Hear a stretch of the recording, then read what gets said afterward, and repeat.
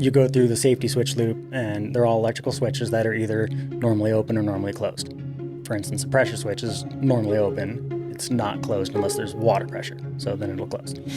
Same with limit switches. They're normally closed, and if they overheat hot water inside the exchanger, it's going to open, disconnect the electrical circuit. So this is where we were talking about a voltmeter is important, because you can just go through each switch and like determine, is my pressure switch open or closed? It's closed. Okay, not my pressure switch. And then you just go from switch to switch, and it's really easy to determine issues with those when you have diagnosed several in the past and you're in and out. This is episode 179 with Pat Burke of Poolin Around. Enjoy!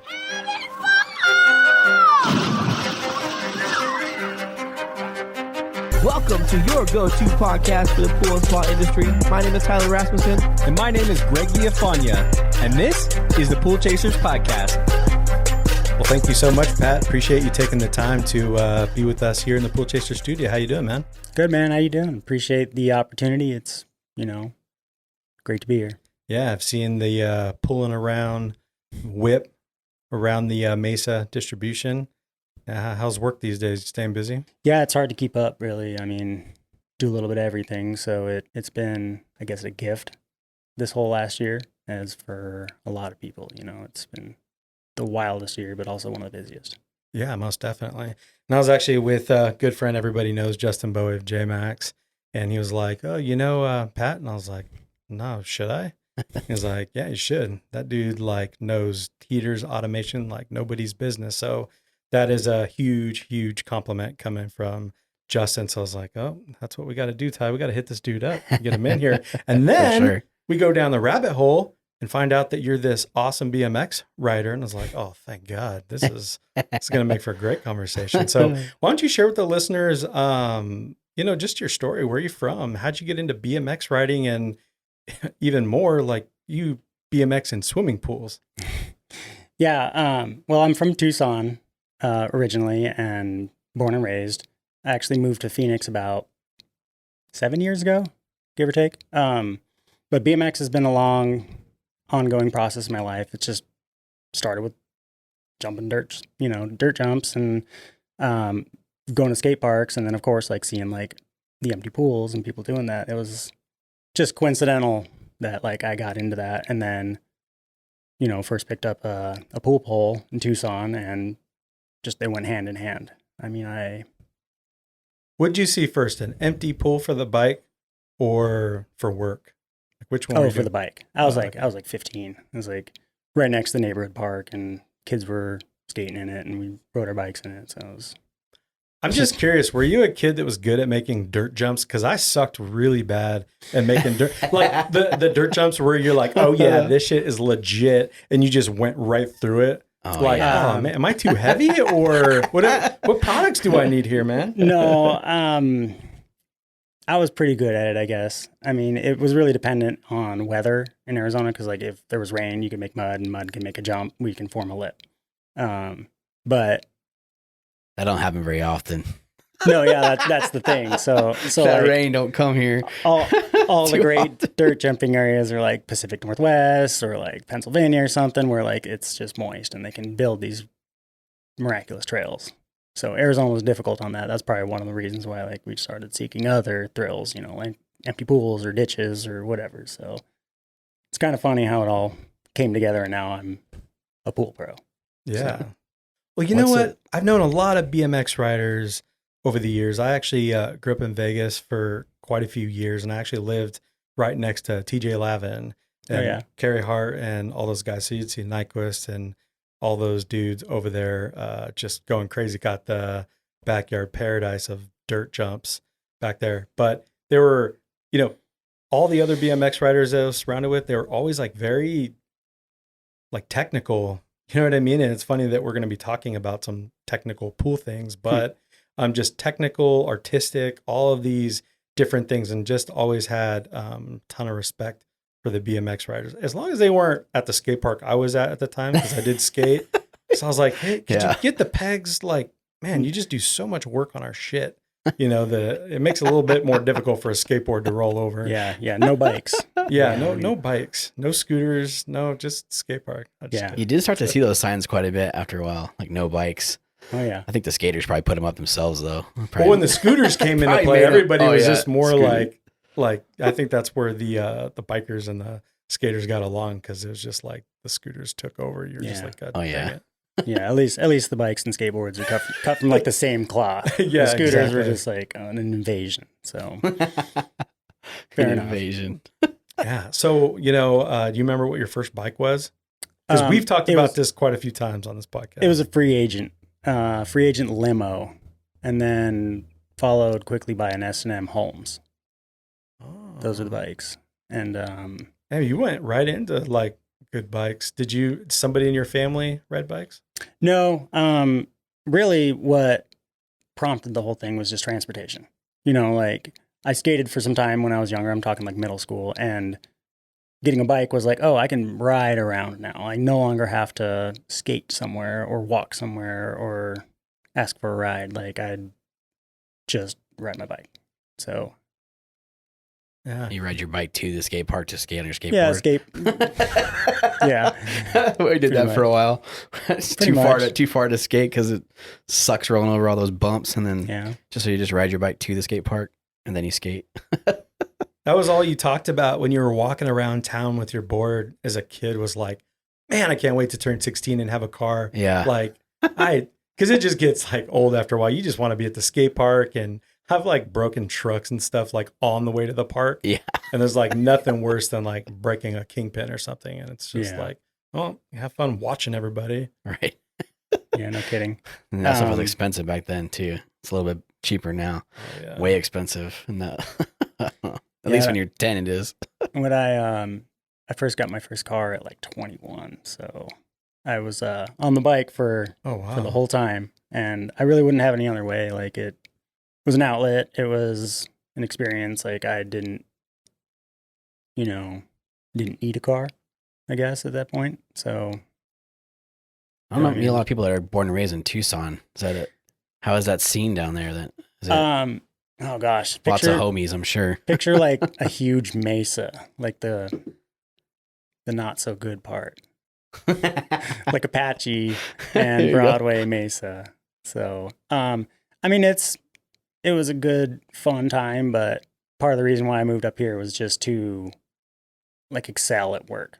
Like there's not a huge pool industry for high-end pools. There's not automation. I mean, when I did see pools with heaters, like they hadn't run in,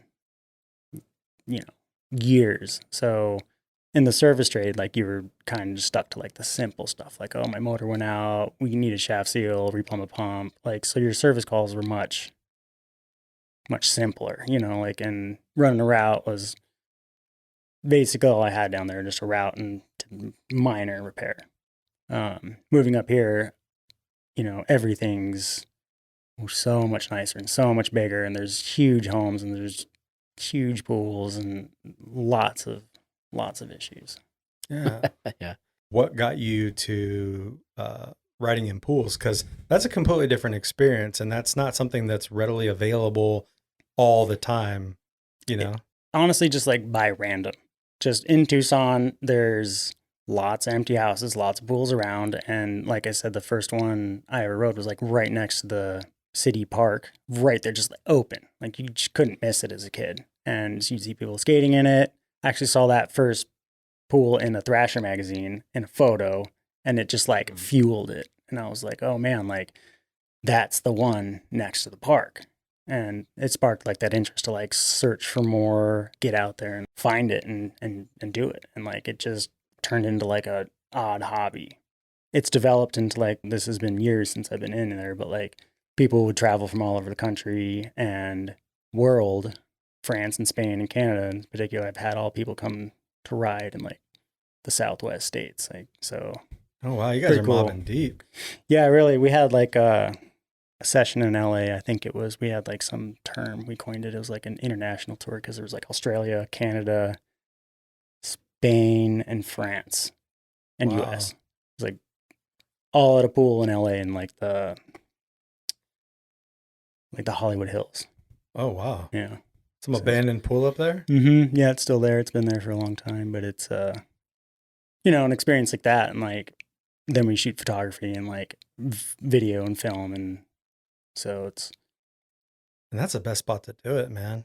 Oh yeah. Yeah. The thing about finding those random pools too, it's such a treasure. There's a handful of times that you'd find like the random pool. Worked at a military base in the middle of nowhere, and probably 10 miles from there was another like abandoned Air Force base, and there was a swimming pool there, and nobody knew about it.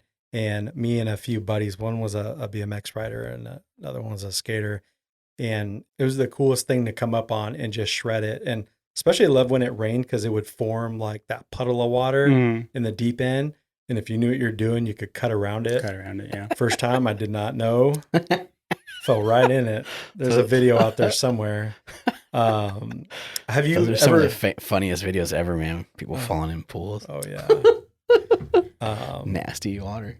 But it's a ton of fun. It's a different experience, and being at a park, it's just and I think it makes for some of the coolest photos.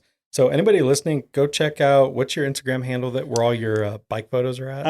It's my first and last name, but it's got, I think, 2 underscores. It's like Pat 2 underscores Burke, and then a 3rd underscore. Yeah. Just to form my first name and last name. But check it The out. photos are so rad. So yeah, rad. So it's funny. It's kind of like a hidden side, because I'm in the professional world, like working on pools, and like some people might think like, oh, this is wild. Like, who is this dude? And then especially to like, end up in advanced situations in some of these high-end pools, and like be at the neighbor's house, like sneaking over the wall to ride the pool. So work on my pool. Don't have me come out here and have you riding your bicycle in my pool. But anything in the last probably 20 years isn't something we're searching for. It's all the old 1970s bowl style kidney bean pool. At work you go and you're like, okay, like this thing's 5 feet deep, play pool with the Baja shelf and a bar, and you're like, this isn't the same thing. Mm-hmm. Yeah. So I'm jealous of a unique. bike in that the drains, because man, I would eat shit on the, like, if you didn't have like concrete to like patch up the drain, like the cover wasn't on there, it's just like a hole. Mm-hmm. Like a bike can go over that, but skateboard not so well. Yeah, not so well. a stolen street sign. Oh, there you go. That's what you see, on the videos. Yeah, nice and smooth right over it. Oh. Yep, none of us were that smart. So anyway, maybe next time, next life. So is that where the name of the pool company, Poolin Around, comes from? The company is Poolin Around, and basically is just, if you look up that hashtag on Instagram, you'll probably find skateboarders. And and like it was just a perfect opportunity to, when I branched off and started my own routes, I was like, well, whatever, like what else am I going to call it? So it identifies me, in addition to it's just kind of funny pun. A lot of homeowners that have no clue, they love it. They just laugh. So cute. Exactly. And then sometimes I'm just like, oh God, like adorable, huh? It's not cute. It's raw. It's perfect. Listen to my episode on Pool Chasers. You'll know more. Yeah. So now the title is out and people know why. So a lot of people don't. So it's just kind of funny. It was kind of just an inside joke with the friends, and then whatever. Like I just didn't know what else to call it too, so sent it. We're going to take a quick break. When we get back, Pat shares with us how he got into the industry, how the pool industry is a secret gold mine, and how it has opened all of our minds to see the different niche opportunities that are out there. Hey Pool Pros, my name is Bryce Sarine. And I'm Zach Singer, and we're with Beyond Pool Cleaning in Scottsdale, Arizona, and this is your Skimmer Tip of the Week. This year's been rough on all of us, especially when it came to chems. Yeah, between sourcing and changing prices, we are really fortunate to be a little ahead of the curve. Using Skimmer for the last few years really gave us an edge, allowing us to pull great data.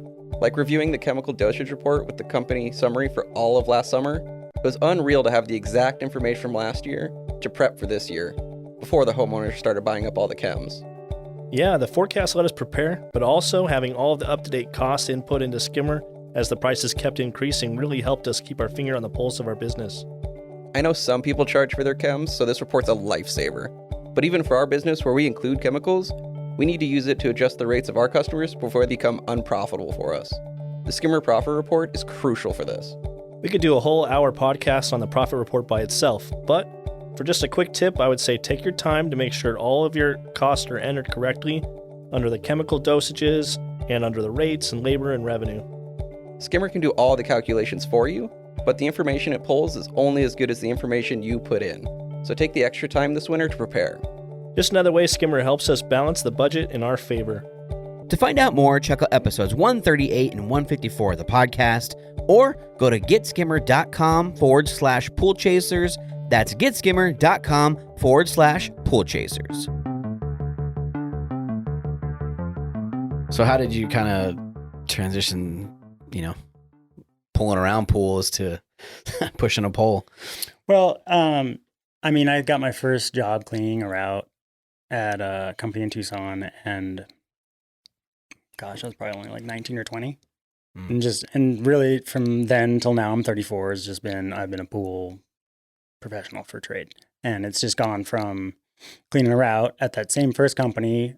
I took a pay cut to become a repair guy, which at that point it was like $8 a pool or $11 an hour for repair tech, which that'll put it in perspective, like how long ago that was. For sure. And, I started out with just like basics, like, let's go, you're going to go do DE filter services and filter cleans. And I did that for like a year, like change a motor here or there, change a shaft seal, and I just progressed. I had a mentor that is a owner now in Tucson, Ron Roxbury, who just basically shot me trips of the trade and, show me the ropes. Like, these are your seals, these are your plumbing aspects, worked me in slowly, basically. So, moving up to Phoenix. Did you like it?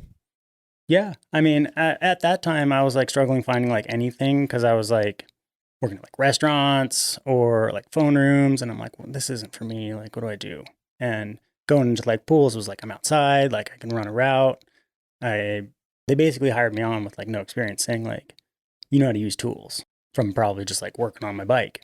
And they're just like, oh, you can use a ratchet set. Like, you can pull a motor apart. How'd you find out that people actually service pools? Just a friend of mine actually just said like, hey, like, I don't know, this guy's hiring. Like, it was just word of mouth. I never put those two and two together. Even we grew up with a pool and all that stuff. We never had a pool guy, but like started the business. I was like, I don't even knew people like did this, that this was like a real trade. It's like a secret. It is. It's a secret. And when you become good at it, it's like a gold mine, because when you find tasks that nobody's been able to do since the pool's been constructed, like, people are like, oh my God, you're the guy. Like, they never lose your phone number. So, but yeah, it's going back to where I was like struggling. I was like trying to apply for like plumbing or like electrician or something. And like, they wouldn't hire. They're like, oh, no experience. Like, we're not going to just train you. Right. So going into pools, they were willing to train. Mm-hmm. So did you have a lot of responsibilities when you first got into pools? Like, in personal terms of responsibilities? Yeah, because I guess what I'm thinking here is, if you're young, you don't have kids, you don't have maybe a lot of bills or car payments, maybe just a bike payment, I don't know, that you can actually kind of enjoy, developing your skills in the trade, and you can get good at it, where it's much more difficult when you've got all these bills that you got to pay and all these responsibilities, and you're just, wanting things to happen, right here and now, but taking advantage of, just kind of learning when you're younger.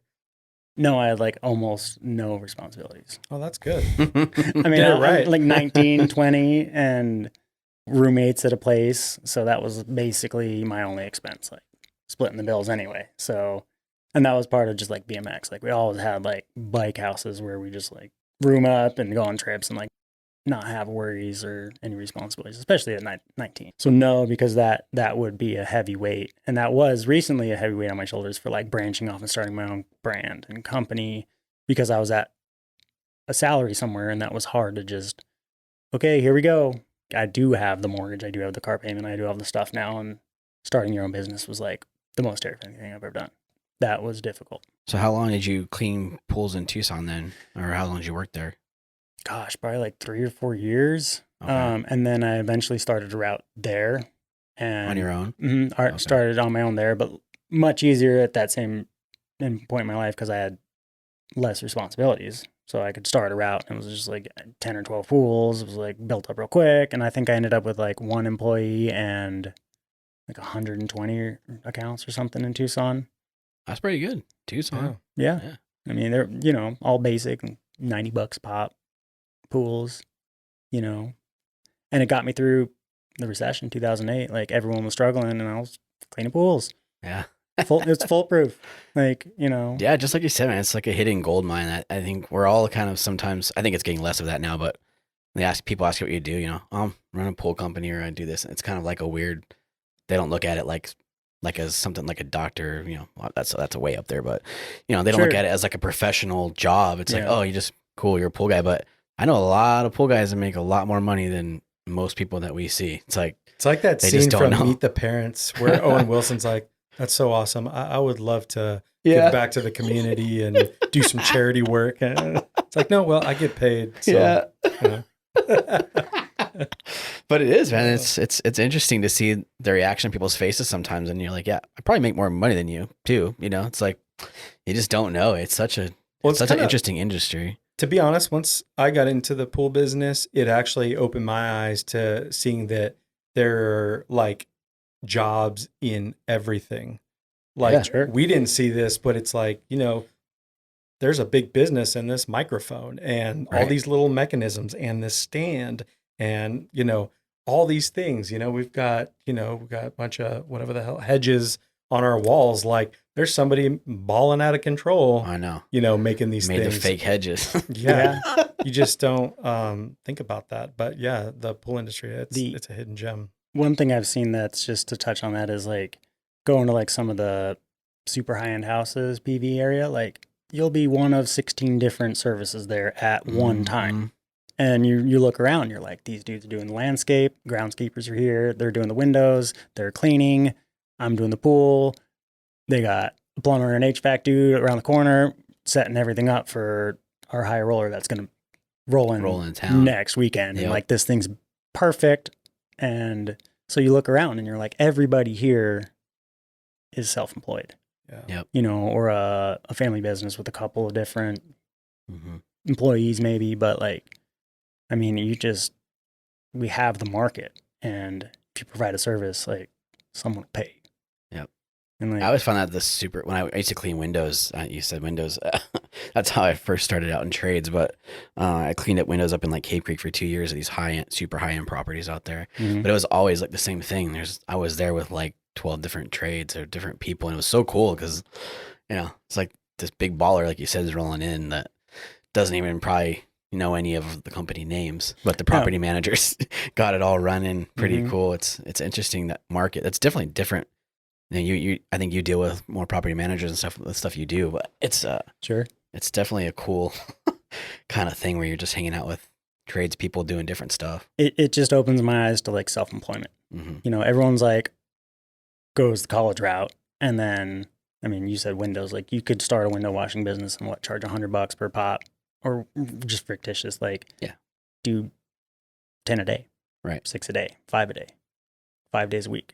And then you're like, well, that corporate salary is kind of getting crushed here by cleaning windows. Right. And that's very similar to like pool service. Like without doing any technical work, you can go and run a route and, your $30-$50 per pool for every 30 minutes adds up quickly. Right. I think it's just perspective. Sorry, you said earlier, it's about people are too prideful. It's like they just don't want to be out in the heat or whatever and do the hard work, but there's a lot of money there. It's funny just going into business though. You get greedy and you start doing this basic math where it's like $100 a pool. Man, I could be making X amount a week. And it's like you get into it and you start figuring out that there's like cost of fuel. Oh God. There's maybe some overhead when you get into office. It's like, oh man, I think I make like $5 a pool. Maybe. I think. Yeah. Pool service is difficult right now for sure. But just the the revenue stream. And then when you've got the revenue stream going, you got those expenses paid for it, and then you can tackle the projects where you can make the more money. But yeah, and I think pool services in general in the valley is due for like a double. Yeah. Like a huge increase. Cause like when you say you're $100 a month and then all your expenses tally up and you're like, oh God, what do we make? $10 for this pool? Right. You know, it's not worth it. And so, I mean, everybody's probably going to need to do a big bump. Yeah, I think we're starting to see that somewhat. Like the average pool, I think, is now like 140 or something, which is, what, 2 years ago it was $100. So that's good, but we got to get higher than that, I think, for sure. Yeah. I got some friends in, East Coast where pools are not as frequent. And right. It's like $400. Yeah. Just for a dude to show up and like get your leaves out. Yeah, I think in Texas it's like saying it's like 260 or something. Like for it's huge, basic pools, they're spread out more, right? It's 20-minute drives between pools, maybe, but a little different market. But yeah, it's definitely due in the valley for sure. But I think what's unique about what you do, and I think we've seen this more often now, is that you create your own kind of niche of stuff, and that this industry, in most industries, like that's out there, right? You don't have to do things the same way everybody else did it, and I think what you do is pretty cool as far as offering some type of service that most people can't get to that level or don't want to, or whatever it is. If we do filter clean stuff, there's a lot of different random niches that you can fill voids for that people just don't want to do or don't have time to do. Or like you said, most of the time you'll walk somebody through and they'll just be like, yeah, that's cool. I get it. But when can you come do it? Right. Like they want to know it, but don't want to do the work or whatever. But so it's pretty cool that there's these little niches, I think, where you can make even more money or even more like, prestige, like by creating this avenue for yourself like that. Totally. The service is just like the rapport, and then the work, whatever it may be, is like where you make the profit. Considering like when it's a multi-heater system or automated and there's like 9 pumps, like something's going to be wrong. Like every month, right? It really will be. And, there's just some reason to come and fix something outside of the means of cleaning the pool. Mm-hmm. So you got the base rate, and then, like some of these places with like 20 lights, like one's out all the time. And if they want to keep their pool perfect, like between the system and the lights, like something's just going to go. Yeah. So it's a recurring revenue stream, man. It literally is just, if you take care of the pool properly and you know what you're looking for, like it's always broken. It really is. It really is. Especially when you go into a property that like someone's been servicing, but then they're not familiar with the equipment or like repairs or anything. Like you just know, it's like, you just clean up because they're walking past like the old electrical tower that's just crumbling. The switches and GFI and everything's just open. And you're like, well, they replaced the pump last year, but like everything else is crumbling. Right. So it's a lot there, man. Yeah, it home is. warranty for you. Yeah, 100%. Maybe. They don't do the whole pump though. They just got the motor and All you got was this the brand new leaks. jacuzzi pump. They just do the leaks with the freaking Christie's blue glue everywhere. Yeah, on the outside. Yeah. Duct tape.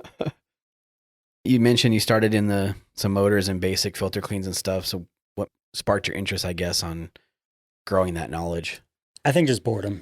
Like cleaning pools, like I did it for a while and I was just like, this is doing the same thing. I go to the same house and it's going to be the same tree. And, you just know, like I'm going to have to vacuum this property. And just like interest just in how things work really.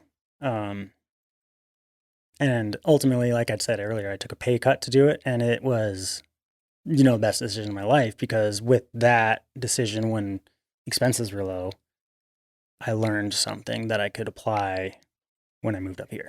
And then from that point grew and just taught myself and networked with everyone on like how it all works, but that was the spark, just boredom, I think. Trying not That's to do got to the be same the thing. most difficult challenge of pool service for everybody. It's just the monotony of over and over every week, the same thing. Mm-hmm. And when you were, go ahead. especially with the same nasty tree or something. Yeah. It's just like, That's a challenge, right? I mean, you get people that are good at cleaning pools, but they don't want to clean pools for more than probably 2 years because just get bored. There's so much more out there. Like, yeah. So What I've learned is if the pool has a nickname, there's definitely something wrong with it. Like if you're new, Swan you say, Pool. yeah, and you say, "Oh, this is Swan Pool," that can't be good. No matter how cute the name is, something about it is not good. Yeah, that pool sucked. Um, We had this giant pool in PV that we called Swan Pool because it had swans in it, but it was should have been called Scumbag. yeah, it's the worst. It's how we started training people or seeing if people could actually do their job. I'm like, oh, take them to Swan Pool and see if they can actually clean it, and we would go clean it with them, and still take 3 dudes like 45 minutes. It's rough. yeah, those are brutal. Say, I'm gonna go dump my net. Never come back. Yeah. Just a net in the street. And Yeah, an Uber receipt. Yeah. exactly. Uber receipt. Yeah. Thanks, boss. We're going to take another quick break. When we get back, we dive into how Pat's education has evolved over the years, common problems with heaters, how his phone has become one of his most important tools, and why he goes above and beyond on service calls. This episode of the Pool Chasers podcast is brought to you by Leslie's. As a pool service professional, it's important to have the right partners. Leslie's values the important work you do to serve your local communities, and they want to help. With the new Leslie's Pro Partner Program, you can take advantage of the benefits only Leslie's has to offer. As a member of the program, you will get customer referrals and wholesale pricing.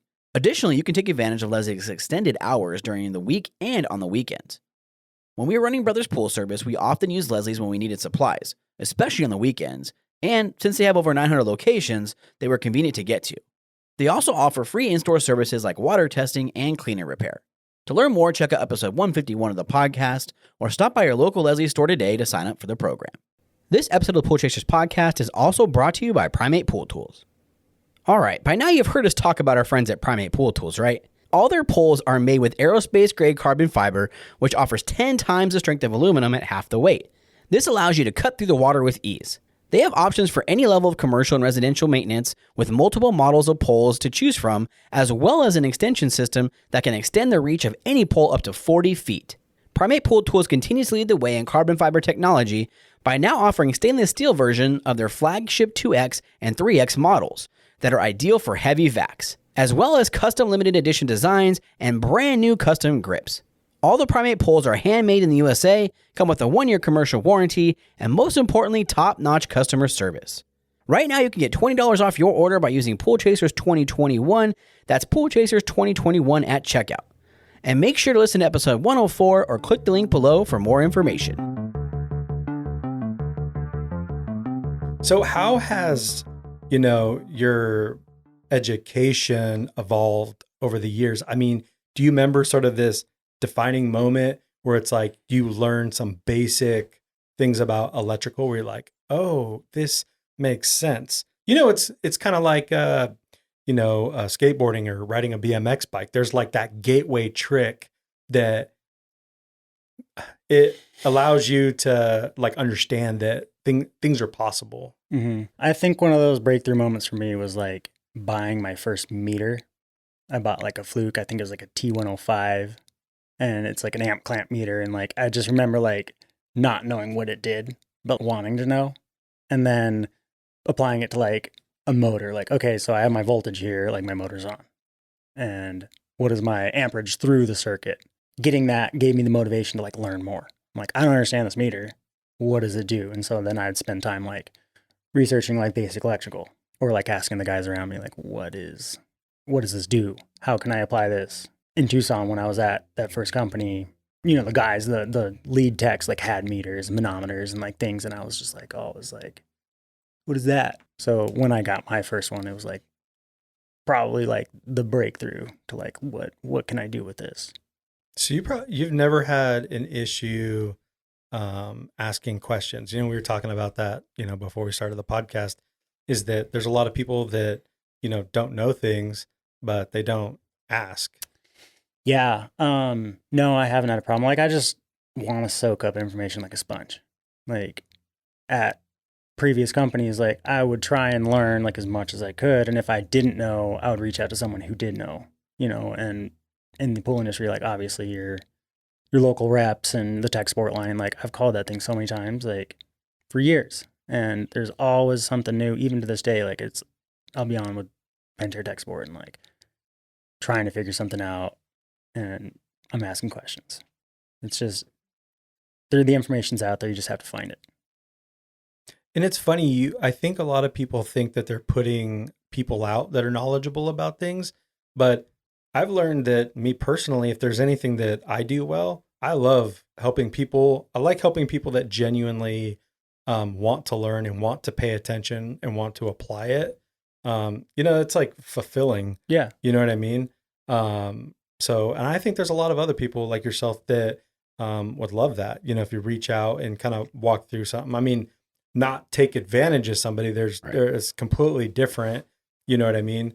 But, not being afraid to just like reach out to people and, buy them lunch, pay for their time. I don't know, whatever, it might be, but a lot of people are willing to help. Sure. But then there's also a lot of people that are being paid to help. There's all the tech support and the reps and your boss or, so like I utilize those outlets before I typically even call the friends up and I'm like, dude, I'm puzzled. Like, what do I do? And I mean, like, I've learned majority of my stuff through tech support. Really? Oh yeah, 100%. Like just being in the field, having a problem, calling tech support. Yeah. Not knowing what the heck I'm looking at and then trying to figure it out between a manual, tech support, YouTube, or Google. And then like, ultimately like the local reps are like the best because they can say, hey, your voltmeter's in your hand, like put it to these 2 pins. Like what's going on? And you can describe to them in person better than like reading a manual or like trying to describe to like a scenario to like a call center tech support who may only understand, the Screen Logic app or something, and they don't really get more into the electrical aspects or like how the pool is designed.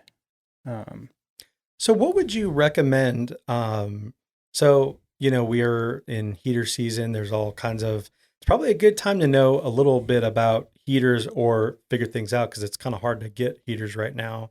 But what would you recommend to somebody that's new? What should you know and what should you have when troubleshooting a heater? Because there's probably some tools. You should probably know your parts to a certain degree so that when you're talking to tech support, maybe you should have a manual. So you might not be able to remember these things, but, at least you can communicate correctly. Yeah, for sure.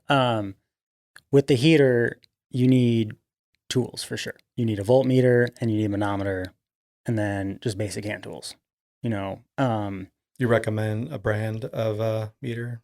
I like Fluke or Field Piece. I think I have a Field Piece manometer. They're all HVAC tools. So a basic meter, basic stuff will work. You can buy an Amazon like brand manometer. I think one of the first ones I had was like $40. It'll tell you what you've got with as far as gas pressure. You can get a voltmeter from Home Depot for cheap. Even like Harbor Freight will have like some super cheap voltmeters. Like you can go apply yourself for very cheap. You don't have to go out and buy like a $500 voltmeter. So yeah. Okay. So what are some of the hand tools that usually you'd need to have on you? Just basic screwdrivers, nut drivers, socket set, impact wrench, all the sizes, to get into your appliance. Allen keys. I mean, pretty standard stuff, really. Yeah. Do you usually keep like all like manufacturer manuals on you or? No, I just have a phone and I'll save a lot of them to my home screen just so I can access them quickly or Offline. just Google it. Yeah, and just Google it. Yeah, save them offline because sometimes you're in Silverleaf and there's no service and you're like, okay, how am I going to get support? I don't have cell service. I can't call anybody. I don't have a manual, so I'll save them to my home screen. That's a good idea. So what's a recent heater repair that you've done? Anything noteworthy you've done lately?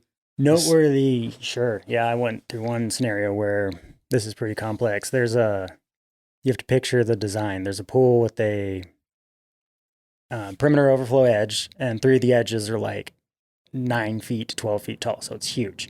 And so with this, there's aeration, pH aeration. So the pH rises. And then inside the heater, higher temperatures in the exchanger cause calcium to precipitate inside the exchanger. And it clogged the exchanger. Did a new exchanger, 9 days later it failed. Same thing, all from high pH. So solution to that was adding a chem feeder and obviously maintaining pH levels. But it was just insane how aeration caused such a huge spike in pH. This pool we maintain, and it's usually about 15 gallons of acid through a chem feeder a week and 50 pounds of bicarb to just keep this within reason. Wow. All because it destroys heaters. Literally insane. And Wow. I mean, That's at crazy. a point, is it worth it to have that feature? I mean, it's gorgeous. yeah. I mean, Yeah. it's absolutely stunning. You know, I just mean like the aeration. I mean, is there any other way to keep it clear? Turn the negative edge off. yeah, exactly. Which is not an option because that's the Right. backyard's feature. Yeah. You literally go out and that is the backyard. I don't know. I've heard some people say you can stabilize with borates, Borates. alkalinity, and it might help with that, but I've never tried. That's a avenue I've never gone down. Yeah. Yeah, I heard borates help a lot with aeration, but I also haven't used them much. So I know a couple guys that really believe in it, But it's also difficult because now that we're keeping the pH down on that, we're pumping so much acid into it that the alkalinity is just plummeting. right. You know, and then so now we have our opposite of the issue. We have a corrosive water balance, which is going to destroy the exchanger. Right. So we're going to either rot the exchanger out or we're going to scale it. Right. And it's just, Gotta keep it balanced. yeah, that's where the real balance of water comes into play. You know, so it's definitely one that was noteworthy for me, that was new, that I haven't had to deal with. I mean, I've dealt with a clogged exchanger, but nothing that did that in like a couple of weeks. Yeah. What are some of the most like common things that go wrong with heaters that you can figure out pretty quickly that, you know, they're just common that maybe a lot of people miss that, you know, you're able to like kind of find out right away? Safety switches. So you go through the safety switch loop and they're all electrical switches that are either normally open or normally closed. So like for instance, a pressure switch is normally open. It's not closed unless there's water pressure. So then it'll close. Same with limit switches. They're normally closed. And if they overheat hot water inside the exchanger, it's going to open, disconnect the electrical circuit. So this is where we were talking about a voltmeter is important because you can just go through each switch and like determine like, is my pressure switch open or closed? It's closed. Okay, not my pressure switch. And then you just go from switch to switch. And it's really easy to determine issues with those when you have diagnosed several in the past and you're in and out. Or determine why a switch is open or closed or failed or shut the heater off for whatever reason. Which could then give you the knowledge you need to know as like, why my heater's off? It may not be a problem with the switch, but the switch is actually identifying an issue that you need to know as a user to address. For instance, like a pressure switch can be closed below grade and the heater will remain on with no water flow. You can use a flow switch instead. So things like that. You just know why a switch is on or off. Right. Dude, that's amazing. Dude, I could tell you know that stuff like the back of your hand. I'm curious because this time of year, everybody's probably getting these calls. My heater isn't working. My pool, my spa isn't heating up. Like, what is usually, if that's me calling you as the homeowner, like, what are your first steps like over the phone? Like, you don't probably want to go out there right away. Sure, of course not. You don't want to waste a trip. And sometimes I feel like trips are wasted when they're simple issues. Or I'll just no charge because it's like something simple. Obviously, I'll ask, like, is it automated? And then try and get access to their automation via my phone. Like, oh, wow. you know, like, and make sure that they did it right. Because a lot of the time they've got the heater on, but they forgot to put the pool pump on. And it just never went on. Or they didn't schedule it according to the certain times or just something so simple that homeowners will never grasp, but then I can just look to, or for instance, like iAqualink, like you can log on and then they can log on too and witness you moving on the web. So you can teach them while on speakerphone, like pool heater, set temperature on or schedule, so they can watch you do it and you don't have to go out there and do that. But that's definitely one thing I look at, like make sure that they're using it right. And then go out, perform a service call. Right. You're not charging them to do that over the phone? No, not typically. But sometimes these are repeat customers and Sure. You do something like that, immediately you're in their phone forever. And Right. then when something does go, you're the first person to get a call. Yeah. It seems like you can move through that process a little bit faster than most people because you're very familiar. Like, that if it is automated or how old, is the equipment. You have any idea how old the heater is? Fairly new, super old. I have no idea. I think I have automation. Can you send me pictures? Mhm. All those different things, because we're always constantly trying to not go there until we know for sure we need to be there. Mm-hmm. Right. And I'll just disclose that with people too. I'm like, hey, if this is something dumb, like I'm going to bill you a service call. And they're usually like, okay, that's fine. We just want it working, Yeah. But yeah, like you said, pictures, FaceTime, like you can get the information that you need to know before you like run a call. And that's what I run all my business stuff off a cell phone, and previous companies with the office staff, it's probably different, but they would print a piece of paper, send a technician out, and it was just a huge waste of time. Like when you could literally just like FaceTime them and be like, hey, that button, that's the heater button, or that's your jets button, and we're Right. done. We're done. Yeah. I think a lot of the heater stuff too is a lot of that basic that wasn't programmed right, or I always ask them the last time the filter was cleaned, because a lot of times it's a flow issue. Sure. I mean, that's basic stuff. Or if they have a DE filter, you can just backwash it, or sand filter, just backwash it, Mm-hmm. and it works. I mean, that's kind of a lot of the basic stuff. You can fix some of that over the phone, but Sure. Running through Then you get- backwash. Absolutely. then you get into the more complicated switches stuff. But the master temp. So I think that's why everybody likes it, because it's got those lights in the back Yeah. that kind of give you- walk you through those different switches, which is exactly different than the other heaters.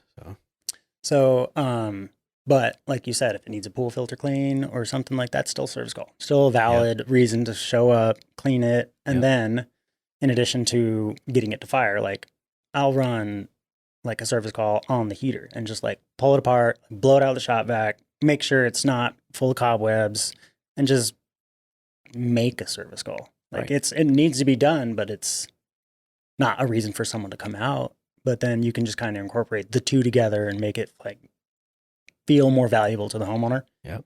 Than a simple fix. And I think that's where a lot of the repair guys go wrong. They just walk out. No, fix it. and it's leave. worked, and leave, and then the customer's like, "Well, you just charged me $150 to do nothing, right?" Whereas if you do what you just said, or you clean it up, make sure the cobwebs are gone, do extra stuff like that. That doesn't take much longer. And one, you make them feel like they paid for something, and two, you made it worth your time, where you actually got the charge for your time. Or you make sure you didn't miss something and then Yeah, have a too. callback and Yep. an obsessed customer.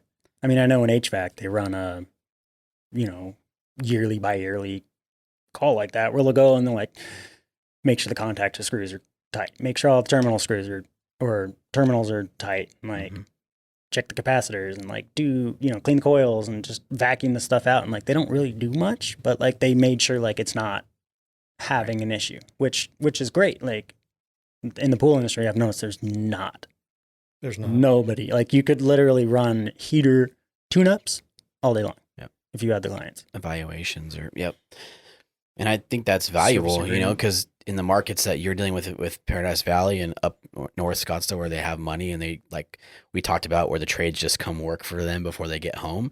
Like those people care about one thing, that when I press that button, it turns on. Yeah. Or it's Like, hot when I get off the plane. it's hot when I get off the plane. Yeah. Like they don't mind paying for that stuff, and it's valuable, to totally. those certain And- markets. Not every market, like, when your Tucson basic pool with no, that's probably not as valuable to those people, but No, when not you're in at all. certain markets, it's definitely a service worth charging and worth knowing.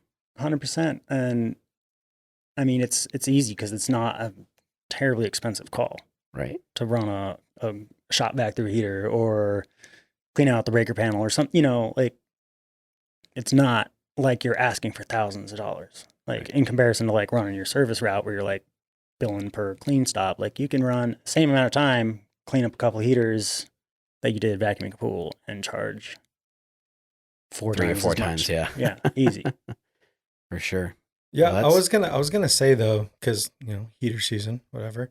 But a lot of people have heaters on their routes. Mhm. So is there something that people should be doing on like a quarterly, annual basis? Obviously you might have a tree over the heat or something like that. Maybe Yeah. because I think where homeowners get frustrated is when you keep figuring things out and it's not bundled up and it feels like you're being nickel and dimed like every 2 seconds. But if you figure out like what all this pool needs, and you just kind of like one lump sum every 6 months or however you structure it, and not, Sure. there's something weird and different every invoice every month. You know what I mean? Yeah, that's difficult to maneuver considering like there are so many different things that are gonna fail. But you could definitely incorporate like a heater clean. And what goes into that? We'll just pull the cover off and just vacuum it out. Vacuum out where all the controls are, all the gas valve and the burner tray, and pull off the top and like look at the exchanger and inspect it. Like, is there sooting? Is it dirty? Is there a tree above it that's dropped a whole tree into my heater?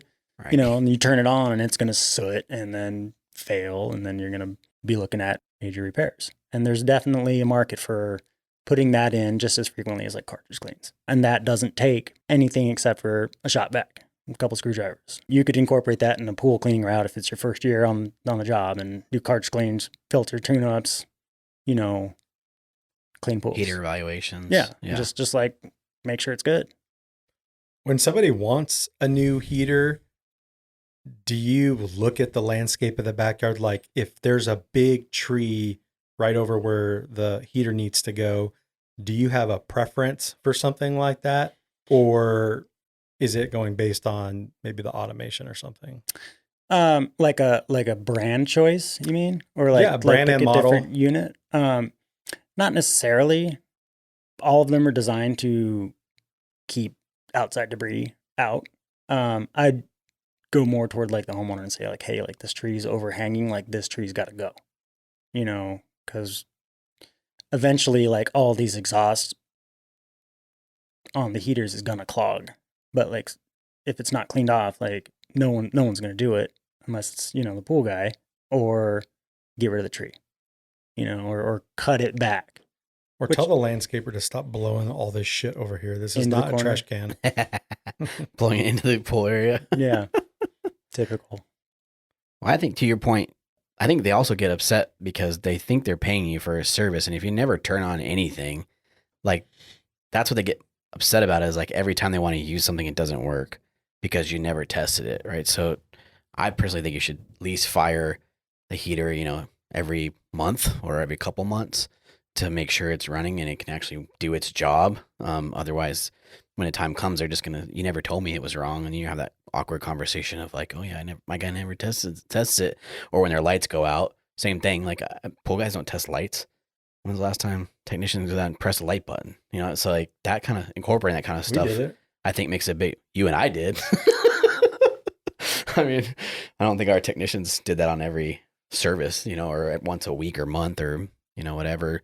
Or even if it's a salt pool, like when you clean the salt cell, like test the stuff, I don't know, use that time to your advantage where you're already standing there, like test the lights, do something like that. But that's really what they get annoyed at, I think, when you're dealing with customers, is they think they're paying you, whatever, $150 a month.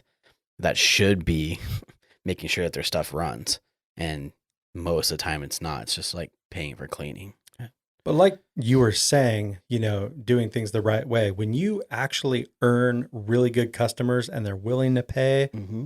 like you need to go above and beyond on those accounts. The ones where we tested lights each week and the features and maybe the fire bowl or, all these different things, and letting them know through, the service software that yes, indeed, all of these features are working. Everything is good. So that when it comes time to make some type of repair, there's no question about it because you've been so diligent about letting them know what's working. And it's just a matter of time before, these things don't last forever. But it's like when you get good clients and customers that, are on board with what you do, you gotta go through all those steps for sure. Sure. And finding those customers is pretty easy. When you do perform those steps and like check on things and they're running their heaters and their lights every night and like they just want it to work, and typically there's issues and we're here to fix it. And I think finding the difficulties is where the houses where they never do anything, like where you've got this elaborate equipment pad and the only thing that runs is the filter pump. So then you have to take the responsibility on the technician to like come out, like run everything, especially if you're like putting it on a pool cleaner, like, okay, like turn everything on. Like some of those dudes might be intimidated to like go down the aux line and like turn all the fire bowls and deck jets and like they're not sure what they're actually doing. They're just hitting buttons. Oh shit, I just saw the garage open. What does this one do? Yeah. You're right. Towards the end, we did have several clients that we did test that for, but I think we charged for it, right? Their service was a higher charge, and we made sure the technicians actually did test that stuff and put in the notes. So I think it's a different level of service somewhat where their expectations are set the right way, and, we're responsible for doing that. Yeah. Yeah. I mean, that's how you make money though. How are you going to know what's broken? Yeah. And when it comes for game day, when they want to heat their spa or pool, you know what I mean? It's Yeah, like, what do you do? Said, as long as you document it, then you have the proof that it was working all these weeks and now it doesn't work. Now there's money to be made there. But if you don't ever document it and they never know anything about it, all of a sudden the heater doesn't work. And they're like, well, you just cleaned the pool yesterday. What'd you do to it? Yeah. Then you're on the burner and it's last minute because they got in Thanksgiving weekend and the heater's not on. And now I need you to come fix it right now. Yep. And distribution's not open. And yeah. So you got a problem. Yeah. So that good point touching on that. Just turn the stuff on, figure out what it does, learn how to turn it on. Super important. So this day and age, where do you see the best place to become more educated? Not exactly just like contacting, people like yourself, but are there other things that, people can do, kind of on their leisure time if they can find it, things to be reading and watching? Sure. I mean, just the internet, YouTube, that's huge. If you don't utilize those things, like you're not going to teach yourself anything. I mean, you can't ask people to come teach you and to get into like the automation and heaters and stuff. There's not very much pool education out there, but like you could spend time on YouTube on like HVAC, for instance, learn heat pumps. Same things are going to apply. Safety switches, furnaces for homes. They're very similar. And just basic electrical. If you can figure out how a light bulb lights up, you can understand like a motor circuit. You've got switches, you've got, an on, off, and load, a line and load, like, and an appliance, motor or a bulb or whatever. Like you can teach yourself like basics just from the internet, and like take those into more complex classes. Like if you go to Home and Garden or Pentair show and like know like why you're asking a question, I guess that would help. Yeah, I like when you said that the other night when I was talking to you about how you kind of expanded beyond the pool industry YouTube stuff and got into the other industries that do things, more professionally and how you correlated the two together. Like, it's very similar. It's just a different name or a different company makes it, but sure, it's a similar, very, product. Yeah. And I was the other night, we were touch base on like the RS-45, like it's industrial control protocol for communication. And that's now in pool automation, and controls all of our various devices, drives, heat pumps with heat cool options. Yep. Anything that's going to go into all the controllers, all the screen logic, all the home automation. That's a whole other world, going through iLink adapters or serial adapters or preparing your pool system for Crestron or Savant or Control 4, any of the home controllers will use those communication protocols. Mm-hmm. And I was like, what is this? Like, where do I learn? And I found that industrial controls has been using it forever, and researched that. And then it got me into more like network, and basically went down a bunch of rabbit holes of like, I don't know what I'm looking at, but I'm asking questions and learn through industrial sites instead of trying to find like what pool guy out there knows what this is. Right. Because I couldn't find anything. You ain't gonna find it. That's the easy way out, and it's not very respectful. The respectful thing to do is to become more knowledgeable about these things, and it's better for you because when you're actually going through training, you actually have a better understanding of like, oh, I remember seeing that, part in the manual. I remember that guy trying to explain this. It's so much easier to have that conversation than trying to reach out for help and like needing, to know everything. You know what I mean? Like, yeah, just a respectful thing to do. But I like how you mentioned tech support, because I think if you talk to manufacturers, they all talk about tech support, but very few people in the industry itself, I think, utilize that to what it's worth. And maybe it goes back to that same thing, being too prideful to get help or ask questions on the phone. But that's what that's designed for. Like you said, people are getting paid to teach you that stuff. And we went to Pentair's facility. Like they have every automation hanging on the wall for those people to look at with you. They may not be as technical as some of us in the field are, or you are especially, but you can. And most of them were ex-repair mechanics or in the pool service industry. Like a lot of them were like in the field and they, really know that stuff. Yeah, definitely reaching out to the manufacturers is a no-brainer. Finding other, skills you can Google or teach yourself, or like come from another trade or actually apply another trade. If you're an electrician and you get into pool automation, you're obviously going to be better than the guy who was cleaning pools who got into automation. Right. Like you're going to understand. But what's difficult is like when you call tech support and you don't have a voltmeter and you don't know what a motor circuit is or like what 240 volts is, they almost can't help. Right. Because it's like, well, do you have voltage at your motor? Well, I don't know. Which is, so that's like the things like tech support can't teach you. So that's why I was like, when I first bought my first meter, it was like, I taught myself what a meter does and how to test voltage. There's a lot of videos on that, like how to use voltmeters, because that's electrician trade. There's a lot of stuff. But. Exactly. But everybody's been there. Like, everybody's been. You didn't know everything in the very beginning, know. So it's important to do like what you just said, is like getting that meter and figuring out how to use it for what it's going to be applied for. But I remember I've heard that from thousands of manufacturers. If they don't have a voltmeter, like there's not much. Yeah, you can't go very far. Mark Hernandez used to tell us all the time, "Do you have your voltmeter out?" Nope, don't got it still, bro. Like, sorry. Yeah, and you're helpless, and so tech support's going to be like, well, call me back when you got one. Yeah, go buy a voltmeter. Like what, and so and same with like the classes that are prepared for the controls around it. Like you're just not going to be able to grasp as much as you should without basic electrical knowledge or basic plumbing knowledge or like basic HVAC knowledge, for the heaters. So speaking of automation, you have any because you probably sat next to equipment for like hours at a time, you have like anything for like organizing like nuts and bolts or like what you sit on, or just these like little things that you're always there and you're like, man, I wish there was somewhere to put this, or I wish there was somewhere to sit, or I wish. Sure. Milwaukee packouts, man, those are great. They're a bench and you can organize with them. Like literally, seriously? Yeah.